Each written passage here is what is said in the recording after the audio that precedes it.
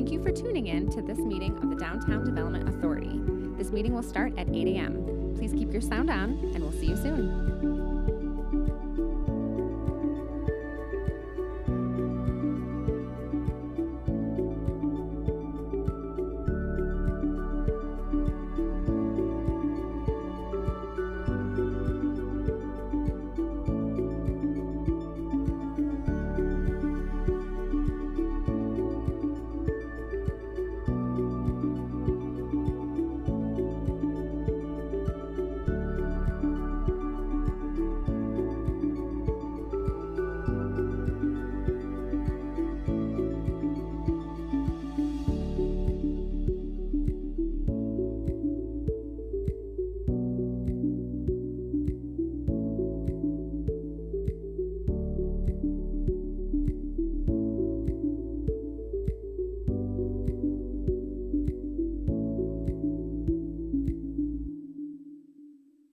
Thank you for tuning in to this meeting of the Downtown Development Authority. This meeting will start at 8 a.m. Please keep your sound on, and we'll see you soon.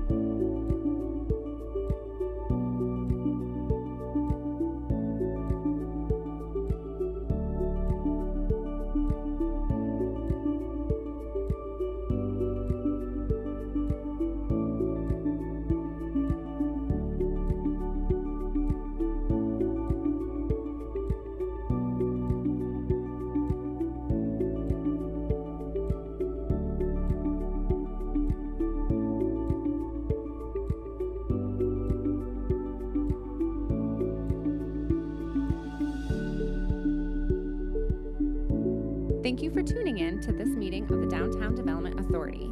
This meeting will start at 8 a.m. Please keep your sound on, and we'll see you soon.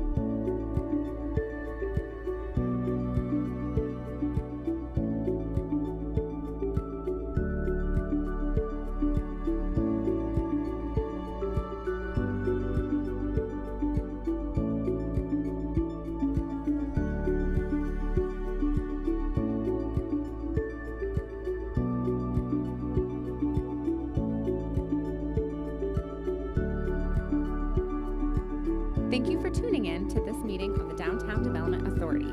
This meeting will start at 8 a.m. Please keep your sound on, and we'll see you soon.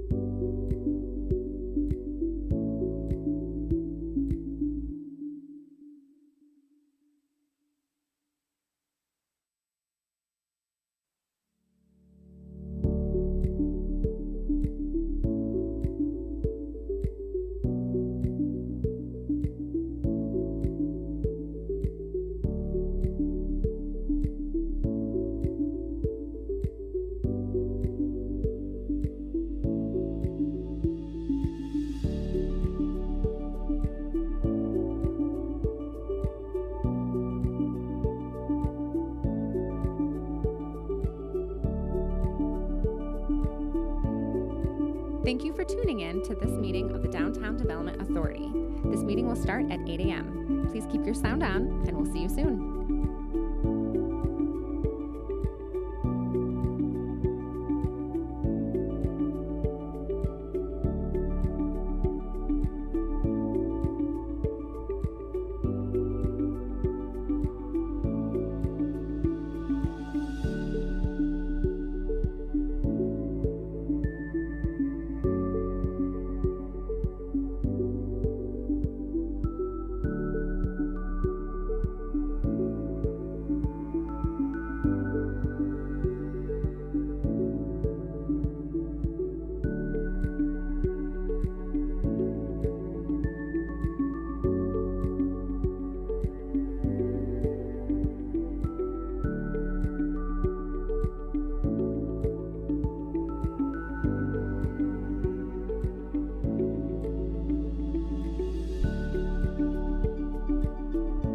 Thank you for tuning in to this meeting of the Downtown Development Authority. This meeting will start at 8 a.m. Please keep your sound on, and we'll see you soon.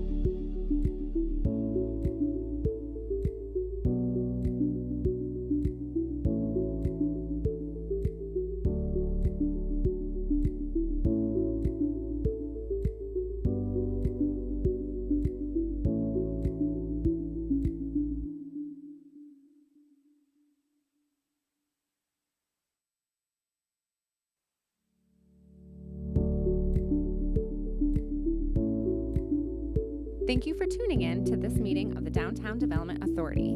This meeting will start at 8 a.m. Please keep your sound on, and we'll see you soon.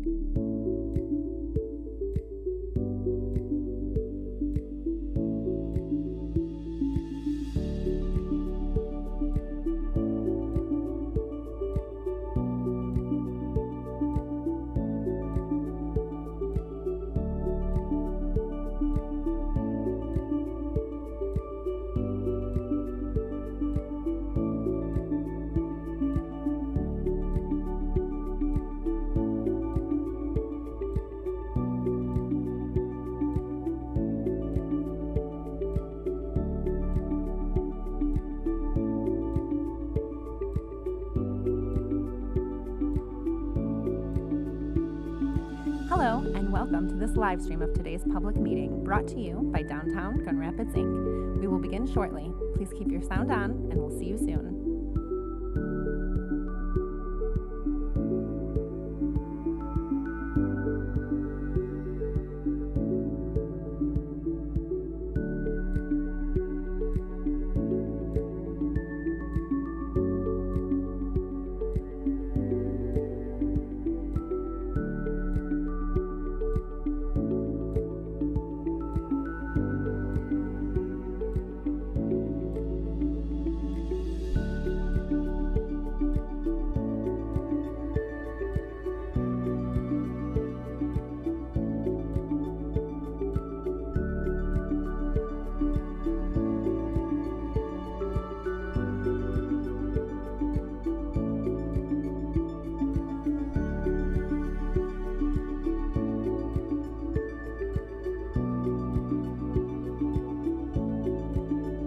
Hello, and welcome to this live stream of today's public meeting brought to you by Downtown Gun Rapids, Inc. We will begin shortly. Please keep your sound on, and we'll see you soon.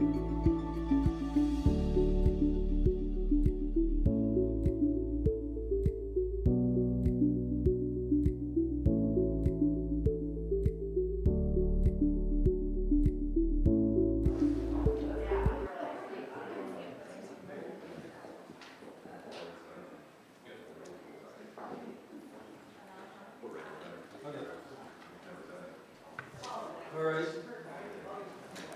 I'm ready to bring this Downtown Development Authority meeting to order on Wednesday, February 9th, 2022. First order of business is to approve the meeting minutes from January 12th, which were in your packet. Are there any comments or corrections? If not, I'll entertain a motion to approve. I move approval. Support. Any other comments? All in favor? Aye. Any opposed? Motion carries. Thank you. Next are the January 31, 2022 financials. Ms. Chapman, good morning. Good morning. Before you are your financial statements as of the end of January. You can see the DDA is in a nice strong cash position on your balance sheet. Your next statement is your revenues and expenditures. Right now we're about 56% of the way through our non-tax fund budget and about 25% of the way through our local tax budget. And then statement C is of course all your projects and where you're at, how much has been spent and how much budget you have left. And statement D would be the invoices paid. There was nothing out of the ordinary. Everything was quite routine in this last month. So if there's not any questions, I would ask for approval for statement D of the list of invoices that were paid in January. Can I ask a question? How much is left on the arena bonds, roughly? Because I know we pay them off this year, correct? Yeah, I think it's about 6 million. Okay, 5.49. okay. That's a milestone. Yes, yeah, that'll feel really good to get that off the books. We need mimosas or We should something. celebrate. All right, do I have a motion to approve statement D? So moved. Thank you. All in favor, say aye. Aye. Any opposed? Thank you, motion carries. Next, development support request for Studio Park Tower. Mr. Kelly? Yeah, thank you, Mr. Chair. Good morning, everyone. So this is an exciting project, and I think, as most of you know, a continuation of work and investment that's been happening for a number of years now. And maybe just to summarize the ask before you this morning, what the DDA is being asked to approve is a development support request from Jackson Entertainment for the addition of a 16-story tower, residential tower at Studio Park. And I'll invite members of the development team up here in a moment to share some more information about the project and answer any questions you have. But quickly, a reminder of how we got here, and as outlined in your memo, in 2017, the DDA approved a development agreement with Jackson Entertainment for development of 2 formerly DDA-owned surface parking lots in Arena South. That approval came after many years of work from the development team as well as the community through community plans like Arena South and GR Forward. And the outcome, of course, was Studio Park, which I think, as we're all familiar with now, 9th Street Movie Theater, Canopy Hotel, 106 residential units, 30,000 square feet of retail, public piazza, the Acrisure headquarters, and a 946-space parking ramp. And I think despite some of the challenges that have obviously occurred over the past 2 years, it's exceeded expectations, and it's been a great addition to downtown. And I think the good news is that it's not done. So if you think back to 2013 in the Arena South plan, we did some of the massing study of what we wanted to see there, and in particular looked at getting vertical at this site because of the freeway, and quite honestly, the opportunity to add in more housing and residential density. And I think that piece of it in particular has become more important as we've started to think about the community need for housing, both citywide, but also downtown. And so this vision was carried forward into the development agreement. And so that agreement that was approved back in 2017 included a provision where a tower would be added at a later phase. The developers and owners were given the opportunity, given a timeline of 10 years to bring that to fruition. And I think because of the success they've seen, because of the demand, they're ready to begin that process of moving it forward. So that's what brings us here today. And at this time, I'd invite Jared and or JD to share anything further that they'd like to, and then we can talk more about the ask.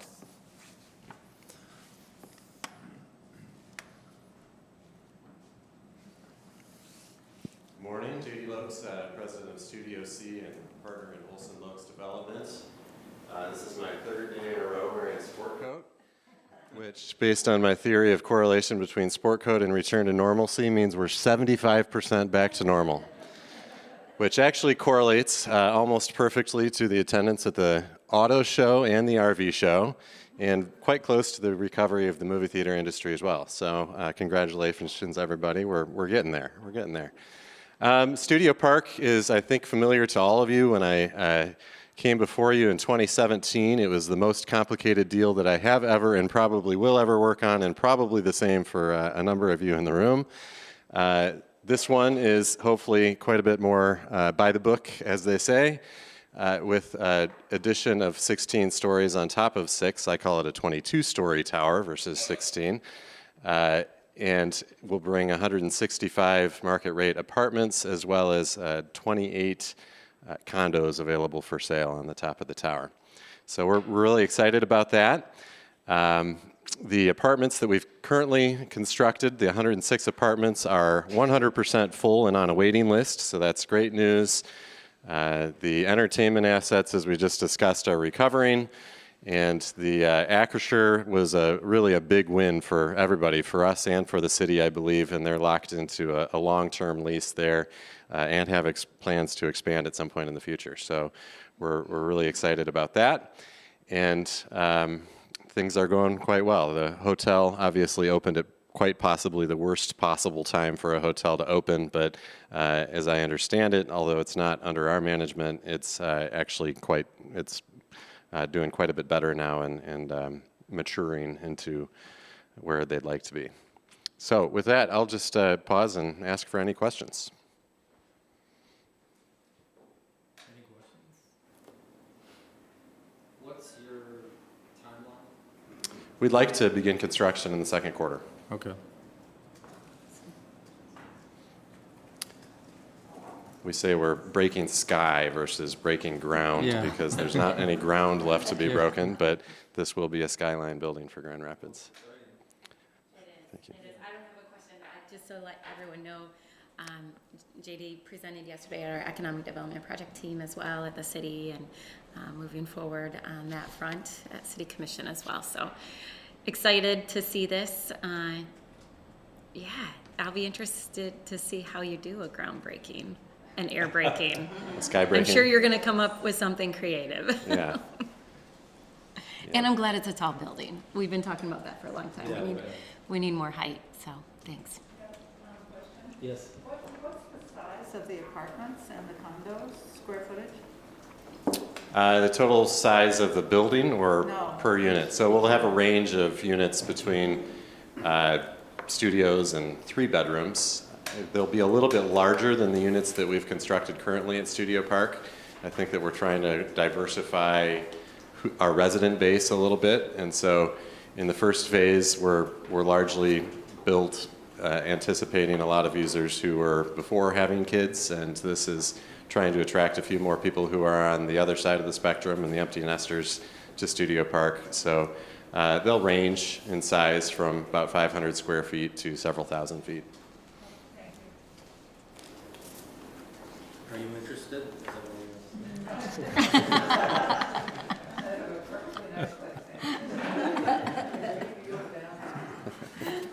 Anyone else? Yes, sir.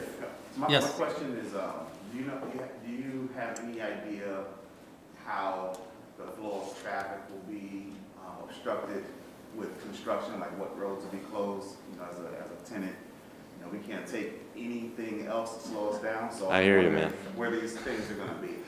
Yeah, at this point, the way that things lay out, we don't expect a whole lot in terms of road closures. There may be moments where we have to shut down a road to install a crane or something like that.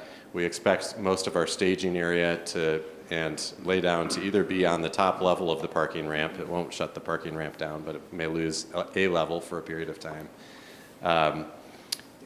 And also on the lot across the street that was the construction parking lot over there. There will be a tower crane that will be installed, I believe, in the alley between the parking ramp and one of the residential, well, right behind you. And that won't shut down that alley either in its entirety. But we don't think that there's going to be a whole lot of need to be shutting roads down very much in this project. And you can keep the garage open? Yep. Yeah. Anything else? Yes. Richard, I have a question for JD. Although I do want to just say how much I've appreciated being able to go downtown, see a movie, and I really appreciate the availability of the public, or not the public space, but the piazza area for public events. That's been obviously a great addition to downtown. I do want to ask Tim instead whether we could update kind of our inventory count of residential units downtown. I haven't seen that in a while. It's probably available on the website somewhere, but with the addition of these, I'd be interested in knowing where we are in terms of condos, rental units, affordable, quote unquote, market rate, that type of breakdown. And I wonder whether we could include in that inventory, I don't know if we have in the past, but 1, 2, 3-bedroom unit breakdown. I think that would be interesting for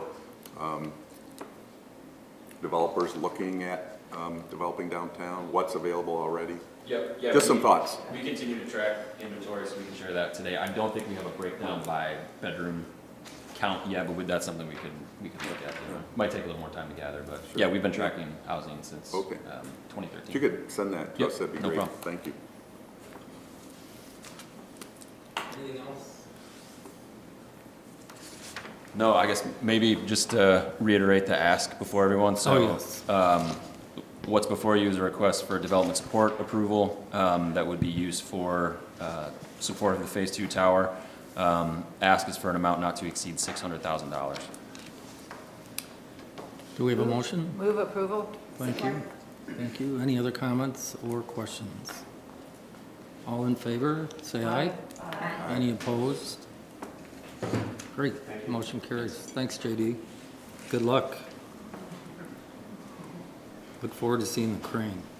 Me too.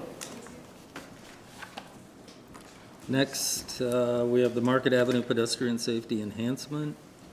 Mr. Miller?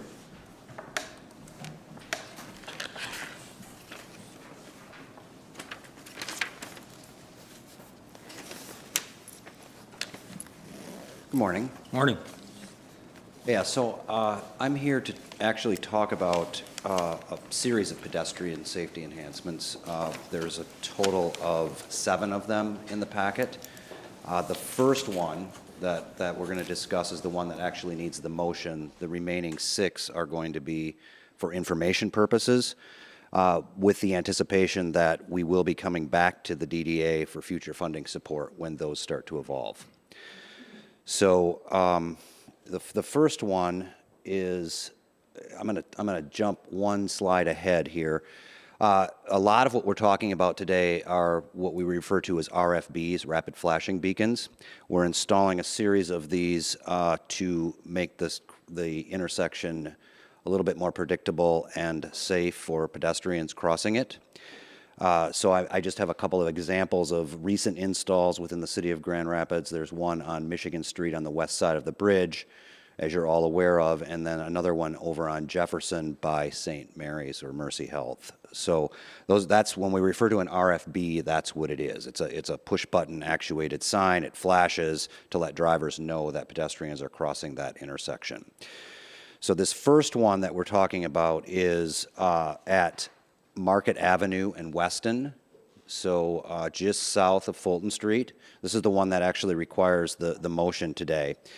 And it is part of the ongoing Market Street reconstruction. So as you can see in this diagram or this plan, is that there's a median being installed to act as a pedestrian refuge for the pedestrian crossing the street, along with the RFB installation. This project is actually, represents a pretty long collaboration with the folks at Mobile GR. As we start to try to install some of this stuff, Kristen Bennett from Mobile GR is here if you have any technical questions that I can't answer. We've also talked at length with our Goal 3 Alliance on these projects, this one and the other 6. And just as another note that I think is important in this ongoing conversation is that the Downtown Neighbor Network, many of these intersections have been prioritized by that group of residents who walk quite a bit downtown and notice some of these things. So it's nice when these things come together to begin to fulfill some of their agenda items as well. So we're quite happy with how that has evolved in terms of the discussion and ultimately the implementation of these.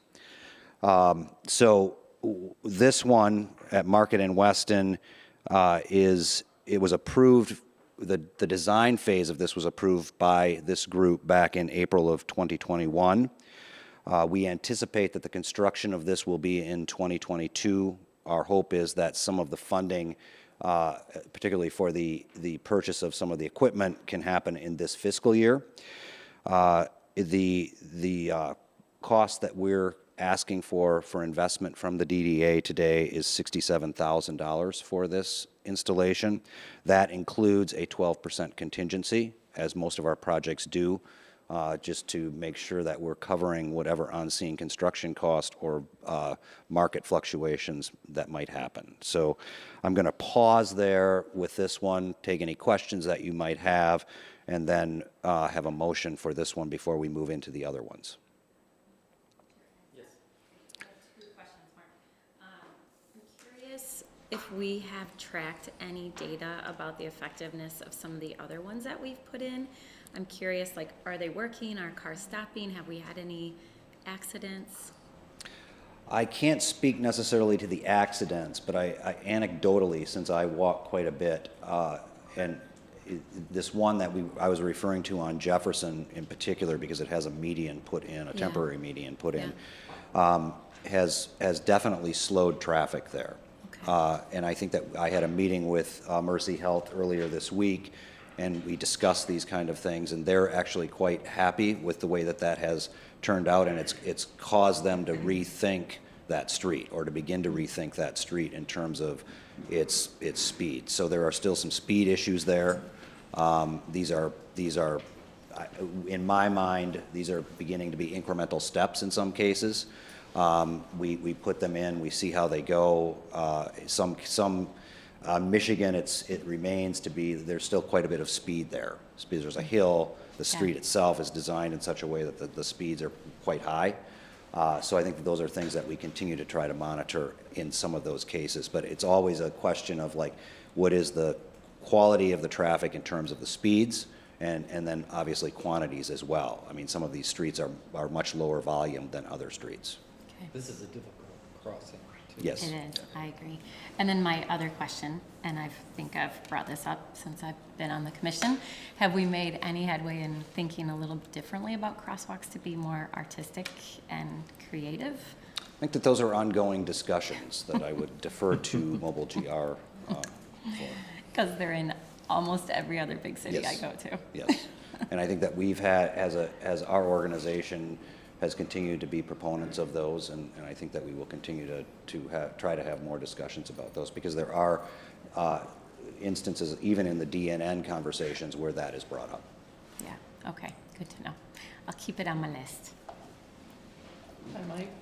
Yes. Mark, I just have to say, and I probably said this before, is that this location is particularly advantageous for those of us who are south of Fulton. And I would say speed will probably be an issue in Market as well. But I applaud the location. Thank you. Anyone else? Yes. I'm wondering, and I haven't paid attention to these, like coming up to them for, how these acts for individuals who are visually impaired.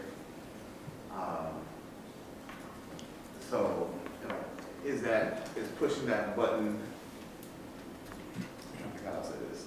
For those that are visually impaired, is it easy, I guess, to find that button to push to cross the street? It ultimately, I think, it depends on the level of the impairment. So I don't think that these are necessarily set up for cues, verbal cues, that would tell you to push a button or where the button is or anything like that. So I think there's one actually on Cherry Street outside of our district that has verbal cues that does tell you when to cross. And we'll be talking about that a little bit later on with some of our other countdown signals, where we're trying to weave some of that thinking into our future infrastructure. But I think it's a good question. It's one that we continue to analyze, and this is, again, in collaboration with the City of Grand Rapids, but also our partners at Disability Advocates and Common Notice. They have been, over the course of the last few years, reviewing the public realm, all levels of things. And we're starting to learn there's a lot of stuff out there that is impediments to people moving around our city. And we're trying to do a better job in understanding that, and then once we get to a point where we can actually make purposeful investment toward building the things that will be for everyone. Has there ever been any bit of PR campaign around how these work and where they are for our residents? I'm not sure. I think so. I think that Mobile GR had quite an elaborate campaign for a while about some of this stuff, along with their bicycle PR. It wasn't specific to using our RFPs, but it was around when we changed the ordinance from yield to pedestrians in uncontrolled crosswalks to stop for. We found that people didn't understand the term yield.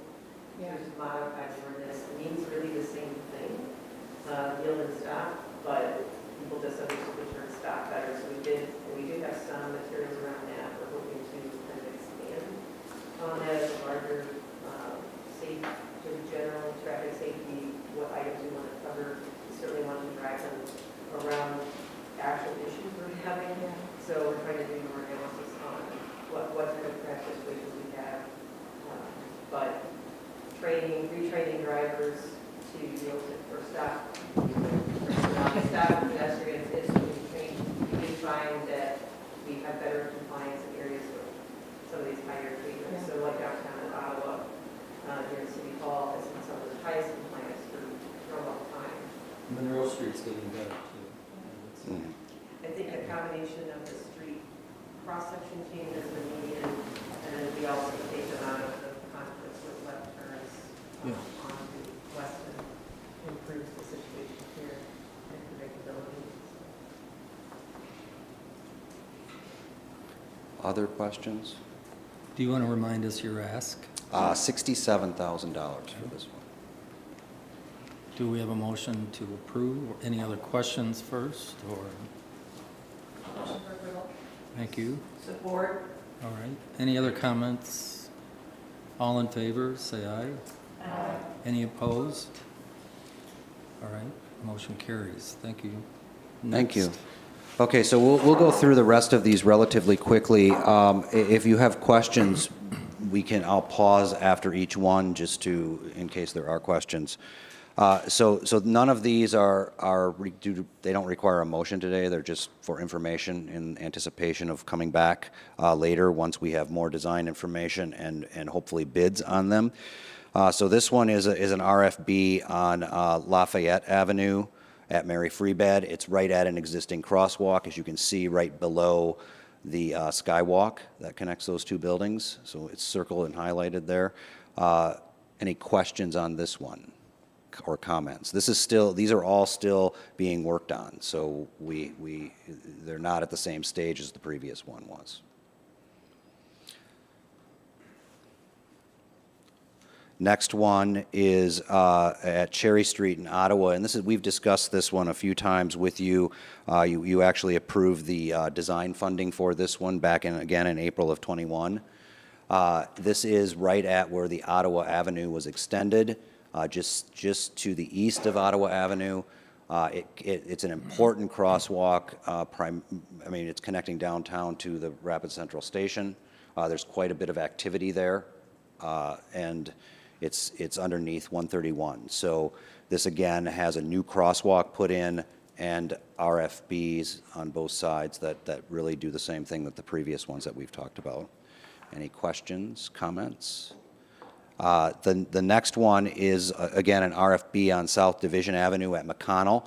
This is a difficult crossing. The speeds here are pretty high, especially as what we've noticed, interestingly, is I think that the new street reconstruction north of Wealthy tends to slow traffic quite a bit because of the boulevard. Once they cross Wealthy, they tend to speed up for whatever reason. And this one's interesting because it already has the median in place, which you'd expect to be slowing traffic down a little bit. I think it's still relatively slow here, and then when it gets south of this, it really picks up because that is just one big tarmac of asphalt down there. So this one is, again, RFBs. We've already got the median and the pedestrian refuge, so this should improve this intersection quite a bit for people crossing there. Any questions? Sorry. Okay, this next one is Monroe and Campo, another kind of difficult crossing because of the geometries of the streets.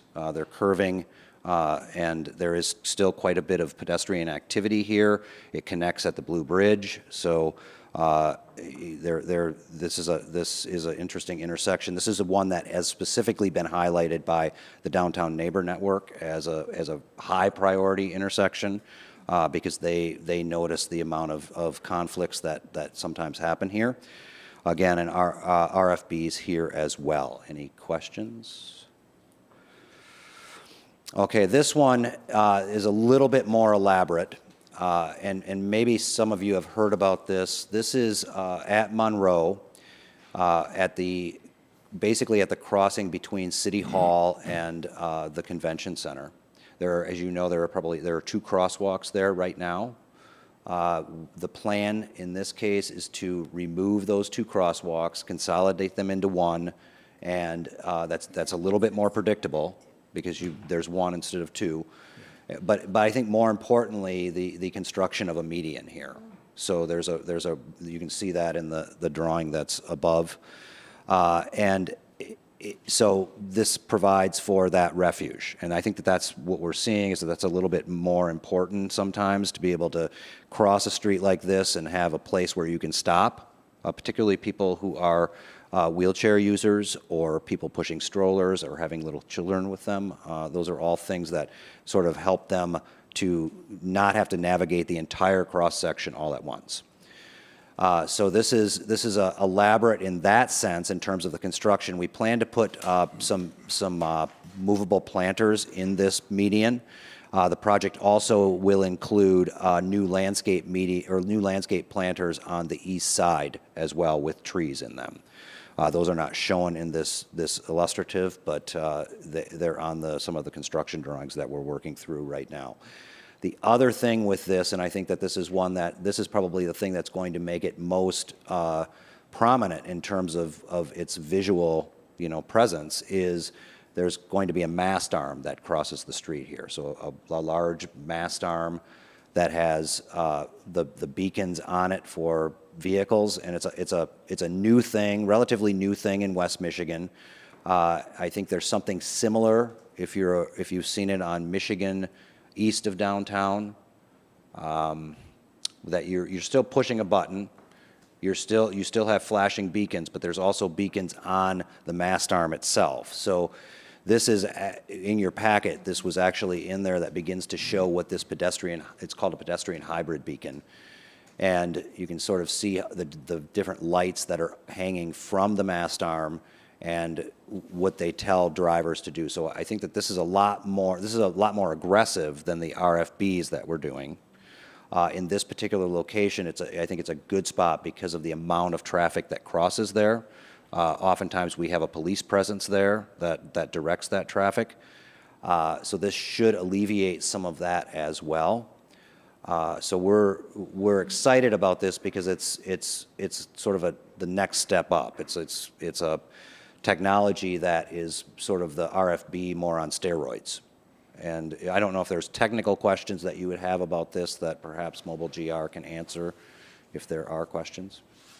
No, I would guess the drivers, it's going to look like it's actual stoplight. Yeah. Right? Yeah. Does it go yellow then red? Yes. Yeah, it looks like. Chair, can I ask a question? Yes, I'm sorry. No, you're fine. So I'm glad to see this. It never made sense to me why we had 2 crosswalks so close to each other and then people start to speed up and then they're braking again. I've always thought it was dangerous. But I'm curious, with the median, is there enough, I'm assuming it will go in kind of the median that's there already, or are we going to adjust? Are we making other changes to the streetscape, or? I think we're not really changing curbs width. That was my. Yeah, I think that. It's not gonna, okay. We And don't then, want to touch the stone outline. okay, that. So the biggest curb. Have had to set the foundations for the poles. Yeah, right. Okay. The biggest curb changes are the curb cuts where Yeah. it's at a zero clearance. So we have to get rid of the ones that are there Okay. and put 2 new ones in. Okay. And we will have to affect snow melt or deal with snow melt in those locations.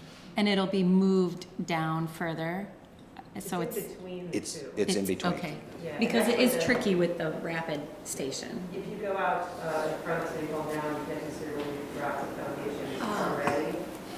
Those are put in as fall, but the poles take a good 6 months or more to get, so it's just a longer process to get this on the ground.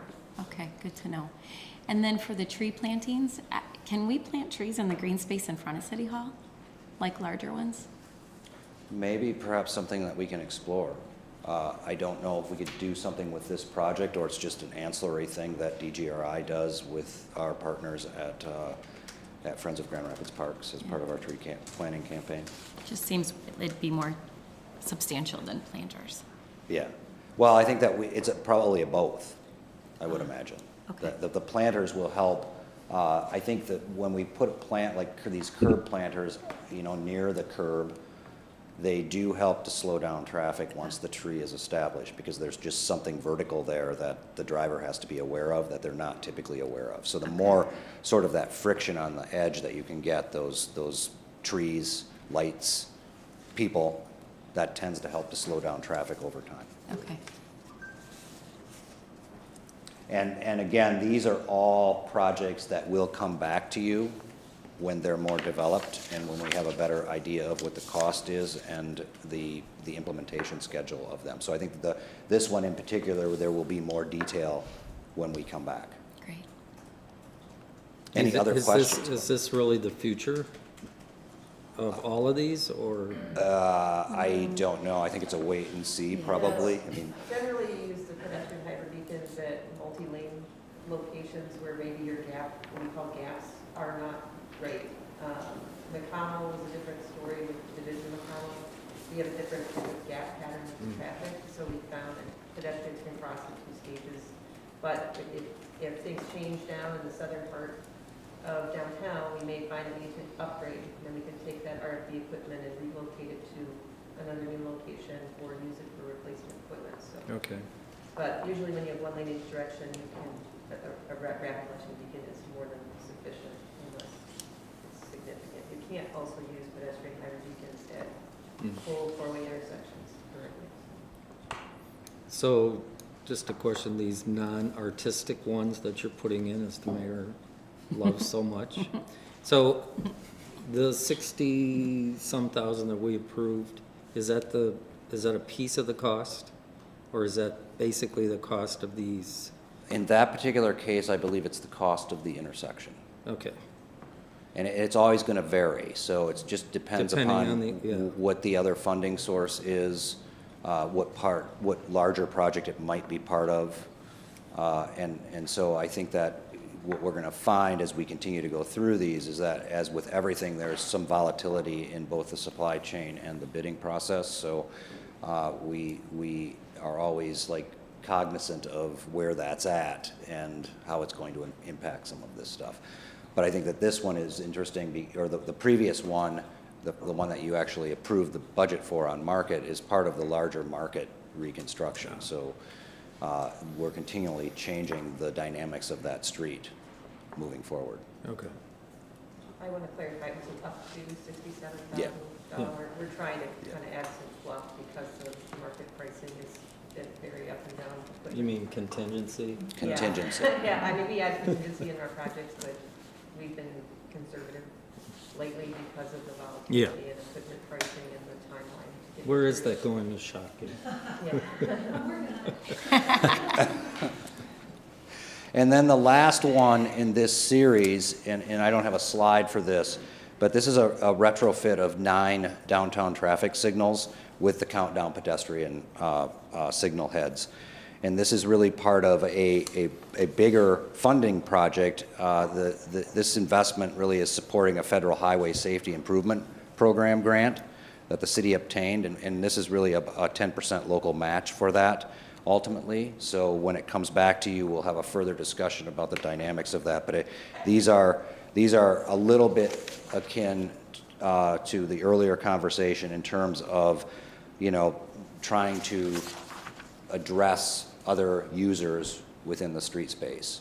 So these are, I think there's one at Division and Fulton that is a countdown right now that actually counts down and lets you know what street you're crossing. So it says it's now time to cross Fulton, and then it starts the countdown. So you can audibly hear that when you're making that crossing. and it tells you how many minute or how many clicks you have before you cross. So we're excited about these because this is something that, as we've gone through that common notice and disability advocates process, these are things that I think that they really encourage us to continue to consider for the variety of users that are in our downtown. And I won't go through every location. You can see them in your packet. And again, we'll come back once these are a little bit more developed. These are all just things that we anticipate coming in the relative near future to the DDA. So any questions about any of these? If not, that's it for this item. All right. Thanks, Mark. Yep. But you're still up. I think you're up again. I am still up. Ottawa Avenue street reconstruction. So in this one, and just as a point of reference, Tim Berkman, the city engineer, is in the audience if there are any technical questions that I can't necessarily answer. This one in your packet, it has an aerial that shows the extent of this project. It is Ottawa Avenue in Monroe North. It is running from Hastings to the south to Newbury on the north. This is an infrastructure improvement project that's part of a larger support for Spectrum Center for Innovation or Transformation and Innovation, the CTI. So this is and as I say, it's part of a larger set of projects. The other one that's happening at this point in time is Ottawa, just north of Newbury, and then that runs all the way to Colebrook, with a section that's already been completed, not part of that. So all of this is going to be reconstructed over the course of this year. This one DDA is not being asked to participate in that northern section at this point in time. We're not doing lighting improvements there because the development is sort of lagging at this point in time, so we're going to wait and see how things go before we start to make enhancements to that street. Although there are some interesting things that's happened there that we've been part of, and I think will be supportive of some of the businesses long term there. This one is also this is a reconstruction project. It includes new pavement, bulb outs, 11 new street trees, new water main, new storm sewer, and 17 ornamental street lights in this section. Again, it's in conjunction with that other project. Newbury to Mason is actually what it does, and then Walbridge to Colebrook. So a pretty extensive section. Both projects, again, are happening in 2022. This project, the city received bids on January 11th, and Wyoming Excavators was the winning contractor on this. And I need to get my numbers here.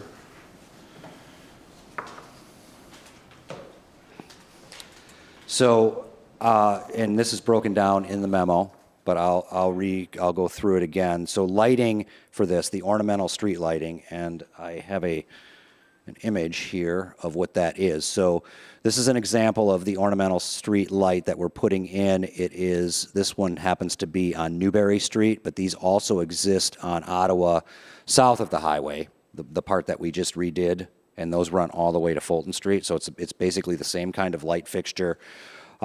This section of street, we have confirmed that we're also putting in outlets up on the top of this, so that in the event someday we want to put like ornamental lighting on these for holiday lighting or whatever, that option is there. We tend to, in many of these cases today, put that higher up so that it can service the decorative lighting and not people charging their phones on it. So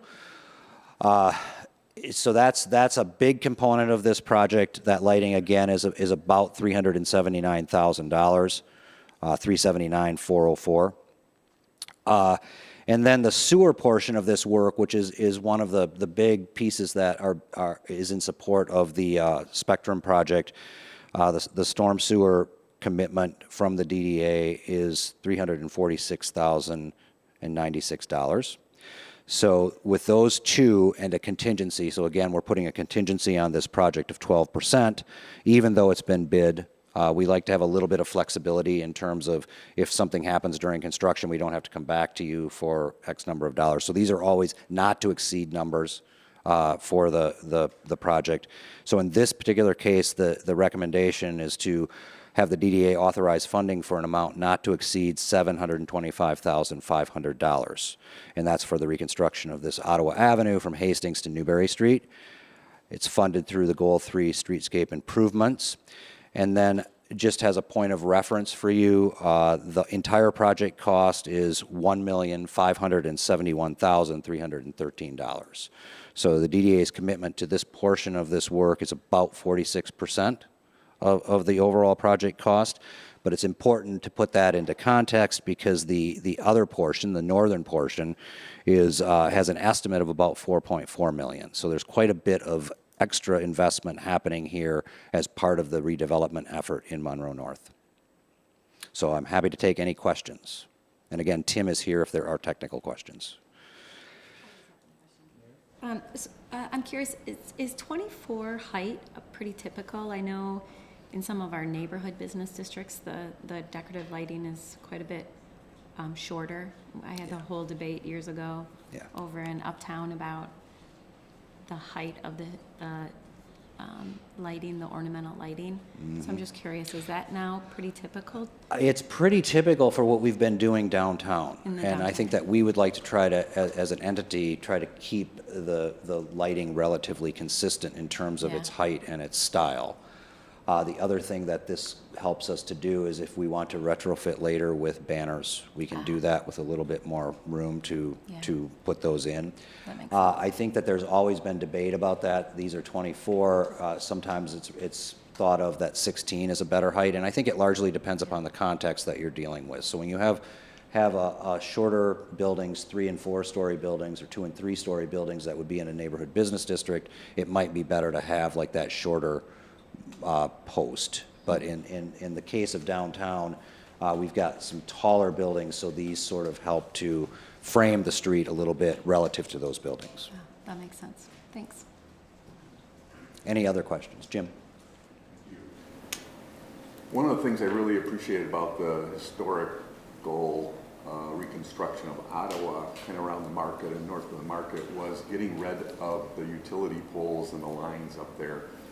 Have you had discussion about that? When I see this picture and I see those wires going across there, I'm like, oh man, is there any way, did you talk about doing any of that in conjunction with this reconstruction of? I think it was probably an early on discussion, but it tends to get into very high amounts of dollars. And so I think that it's one of those things where it ends up getting sort of punted to the future.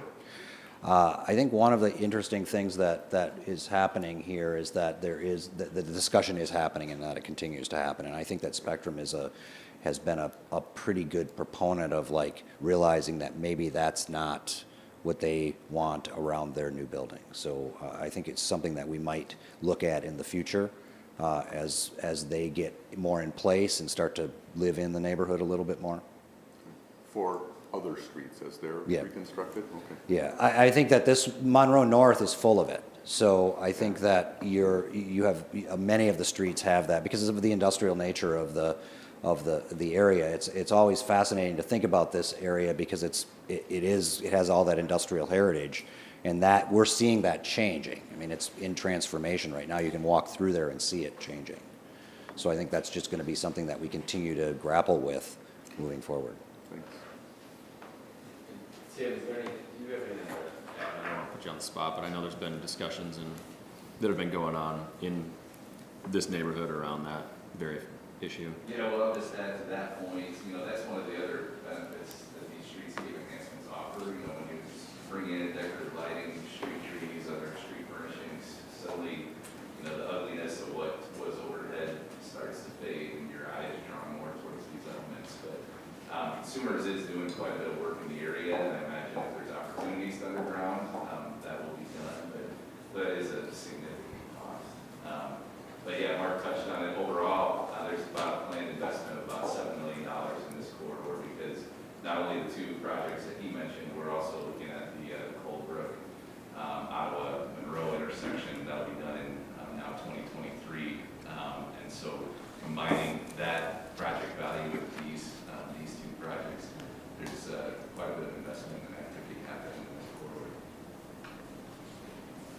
just a question, as long as we're talking about Ottawa Street, where is the time frame for making Ottawa two-way?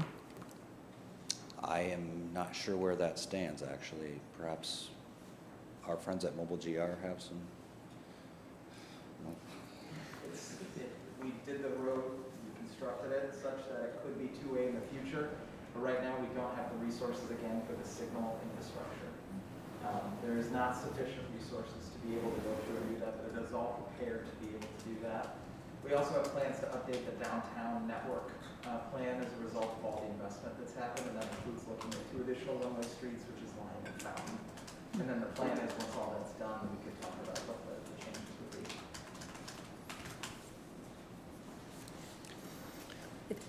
Maybe I'll just follow up on that. I wonder if there's an opportunity to add this to our list. There's a lot of funding available, soon to be available, obviously, with the infrastructure dollars. So maybe we need to put that on our list and have some conversations. And then, Josh, I'd be curious how much that conversion would cost, like a ballpark. I don't know if you know what it would be. I have it someplace. Okay, yeah, maybe you just can email it. I'd be curious. Okay. Send an estimate to engineering. Okay, thanks. Let's add that to our list. Yeah, okay. Other comments, questions? If not, did we make a motion? I don't remember. We did not. Not yet. Okay. We need a motion to approve the $725,500. All right, any other comments or questions? All in favor, say aye. Aye. Any opposed? All right, thanks, Mark. Thank you. Motion carries. Thanks, Mark.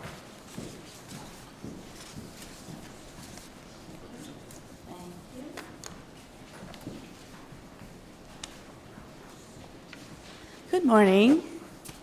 Good morning. I'm here with exciting proposal on behalf of Lions and Rabbits Center for the Arts. So in your packet, there is a memo outlining the night markets by After Dark. This was vetted through both Goal 4 and Goal 5. Goal 4 for incubator spaces and support to makers and businesses having a spot downtown, and Goal 5 out of our River Activation Steering Committee. So out of our River Activation Steering Committee, we have members from Goal 5, of course, the city, Public Museum, urban planners, and a couple others as well. So they help to advise us on how they want to see our budget line item out of public space activation, specifically focused towards the river. And the big thing that came out of that group was that they want to see markets along the river. So ironically, Hannah and her team have been working on a proposal to do that very thing. And the proposal before you would be in support of sponsorship for 5 night markets happening once a month, every Saturday from May through September, that have anywhere from 50 to 100 vendors of all different types. And then music, we're working with the city Office of Special Events and City Built Brewery and Linear up in Monroe North too, to kind of accommodate a flow of activation that would be in a cohesiveness with one another on activating that whole space. And I have Hannah here to answer any questions that you might have, but the overall 25,000 would support 5,000 per each date. And with that, happy to answer any questions. Oh yeah, this is located at 555. Questions? No? Yes? Yeah. Member Talon? Oh, no? great. Okay. Sounds exciting and cool. Yeah, the Parks Department is working with the bike polo team too. So they're gonna have a pop-up court right next to the skate park. So there'll be bike polo games over there as well this year. That's new to add.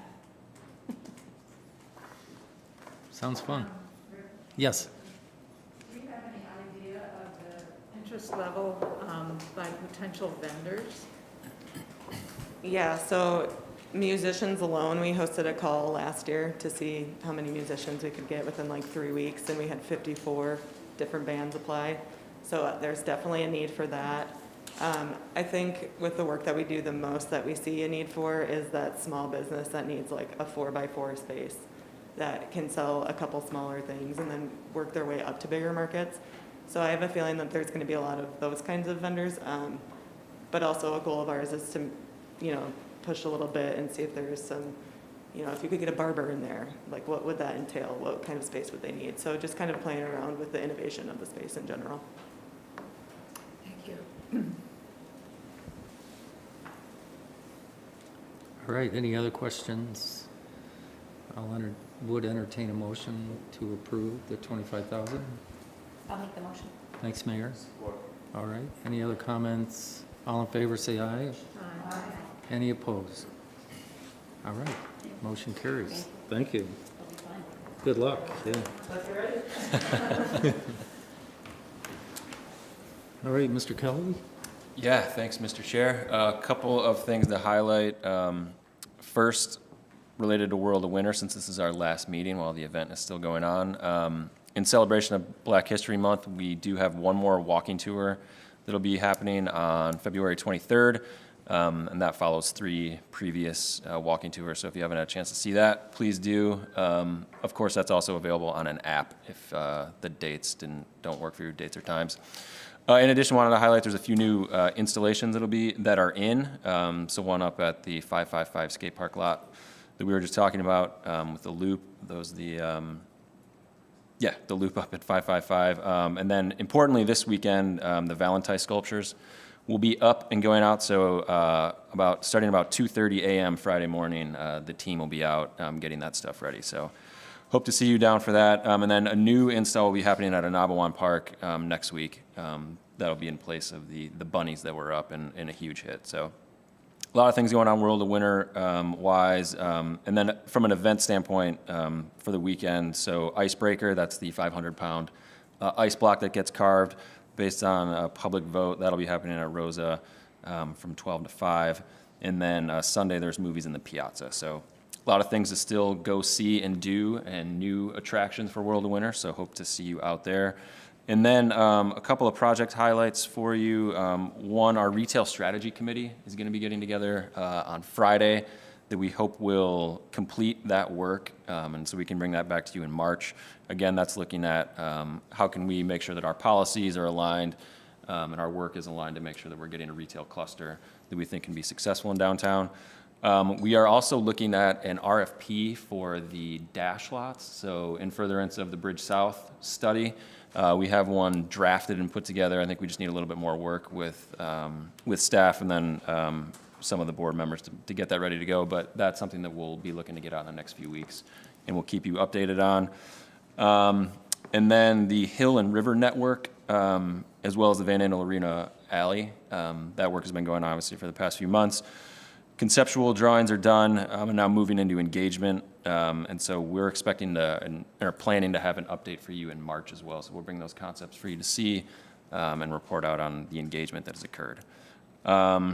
2 other final things. One is, if you are not aware, there's a ribbon cutting this afternoon for Periwinkle Fog. That's going in at the Ledger Building on Ottawa. That is happening at 1 p.m. That is being operated by the former managers of the Graham Gift Shop. And taking over that space right by where Electric Hero previously was. So keep an eye on that. And then we are happy to host the Downtown Green Bay Incorporated. They arrived here yesterday. They're here to see World of Winter. A few members of the team took them out and toured them around last night. And they're in here this morning just to learn a little bit more about DGRI, the work we're doing, and do a little bit of sharing. So excited for that. That's my update. Happy to take any questions. So Tim, I know I asked this earlier. Are we keeping, and maybe I asked this the last meeting, are we keeping any of the art installations this year? This year, we did have a proposal for the Massimo Bears that are on the Blue Bridge. So we are exploring that. I think one thing that we are going to bake into the future process is identifying that in the request for proposals, you know, and possibly looking at a way to commission a piece. I think a lot of these installations are built to be out for, you know, a few weeks as opposed to a few years, and so we want to make sure if we're buying something that it's going to last. Okay. Any questions for Tim?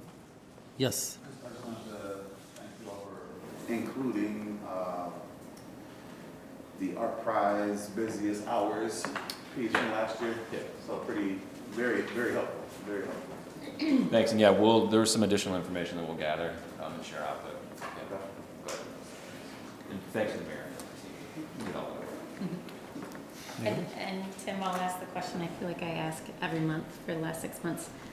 Any update on Lion Square permits? Maybe Mr. Berkman can share that with us. Yeah, I know that Tim, there was you wanna some take back and that? forth. So Lion Square, we are currently in the permitting process, and one of the issues that we're sorting through is we obviously are planning a very big project along the river with the Grand River revitalization, and so making sure that our projects that are on the edges, like Lion Square, tie seamlessly into the permitting process, and there's an awful lot that goes into that in terms of hydraulic modeling of existing conditions and proposed conditions, and we don't want to be submitting multiple applications that have conflicts with one another. And so we are in the process of streamlining all those and reflecting, you know, all the projects together in one model, and so that's the work that's ongoing currently.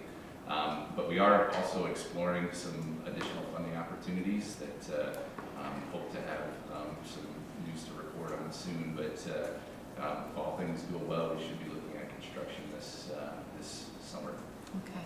So specifically for the permit then from Eagle for Lion Square, you think we'll be able to get through that process so that we can still get the bids out and break ground this year? Our goal is to submit everything by the end of February, and so then they, of course, still have some review time on their end. But compared to the entire river project, the Lion Square application should be much simpler and more straightforward. Okay, thanks. Thanks for your work on that. And then, so Tim mentioned the additional funding opportunities we're looking at, so potentially looking at some of the federal dollars to bring for Lion, and then the project partners have continued to work through a MOU, so a memorandum of understanding, if I could speak, so that we're looking at how do we operate the space, how is it going to function for events, how is it going to function for all the things that we want it to be. So that work is still ongoing with Lion Square as well. That's great. All right. Next is public comment. Is there anyone in the public that would like to come forward? Do we want to mention the handout, Tim? Yep, yeah, we did receive an email Monday that is at your desk. So these came from Scott Atchison, and he asked us to print them out for you. So. Noted. All right. I like the idea of knowing what's open and what's closed. I do too. I appreciate Scott's idea. It has been challenging. So. All right. Board member discussion.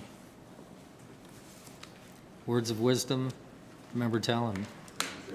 Words of appreciation. I noted in the reports and comments both from Mark and Kim that we continue to use feedback, input from the alliances and the DNN, and that's a process that can work well if it's utilized, or it could be set aside and not used. And it's great to see that we continue to use that and get that public input. There's a lot of good reasons for that, and I want to express appreciation. All right. I have something fun to share. Okay. Kim may appreciate this. I was downtown. I've been downtown last several weekends walking around, and I was walking over the Gillette Bridge near the beautiful lights, and I witnessed a marriage proposal. It was lovely. It made me smile. It made me think of you. I'm like, I wish I would have had my camera out. It's very cool. It's very cool. I mean, we're clearly creating spaces and experiences where people are having emotional connections and having fun and laughing and connecting, and getting engaged. That's So it was really nice. great. So thank you. It's just wonderful to see so many people out.